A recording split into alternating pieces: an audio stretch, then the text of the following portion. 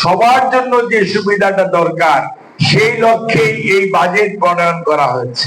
সরকারের কিন্তু বিভিন্নমুখী কর্মসূচি আছে এবং এই কর্মসূচিগুলির উদ্দেশ্য হচ্ছে যে আমাদের পিছিয়ে পড়া মানুষ, দরিদ্র মানুষ অথবা ভূমিহীন না, জমি আছে, তারা যাতে ভালো বীজ পায়, ভালো সার পায় সেটার ব্যবস্থা করা।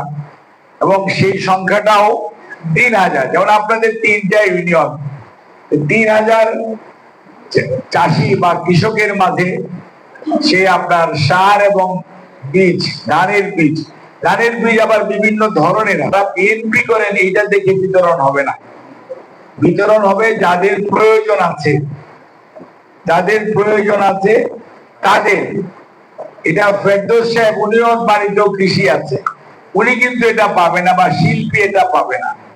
কিন্তু এটা পাবে সেই সমস্ত কৃষকরা যারা ভালো বীজ ক্রয় করতে পারে না, সারটা ক্রয় করতে তাদের কষ্ট হয়, সেই কৃষকরা। এটা আবার ভূমিহীন পাবে না, কারণ ভূমিহীনের তো জমি নাই, সে চাষ করবে কিভাবে? বলে যে আপনার দুধের জন্য যে খামারের যে সুবিধা সেটা পাবে না।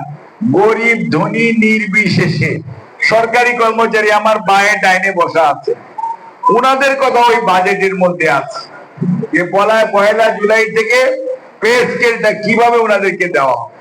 অর্থাৎ এখানে কিন্তু আমরা কোন জনগোষ্ঠীকে অবহেলা অথবা বেশি সুবিধা কোনটাই দেয় না। অর্থাৎ সবার জন্য যে সুবিধাটা দরকার সেই লক্ষ্যেই এই বাজেট প্রণয়ন করা হয়েছে। এবং উদ্দেশ্য হচ্ছে একটাই, আমরা সবাই যদি একসাথে ভালো থাকি তাহলে হাকিমপুর ভালো থাকবে, দেশ ভালো থাকবে, আমরা ভালো থাকবো। বর্তমান সরকারের উদ্দেশ্য হচ্ছে ধনী গরিব নির্বিশেষে, ধর্ম নির্বিশেষে, রাজনৈতিক বিশ্বাস নির্বিশেষে যে মানুষগুলো এই দেশের নাগরিক, সেই মানুষগুলো যাতে এই সুবিধা প্রাপ্ত হয়।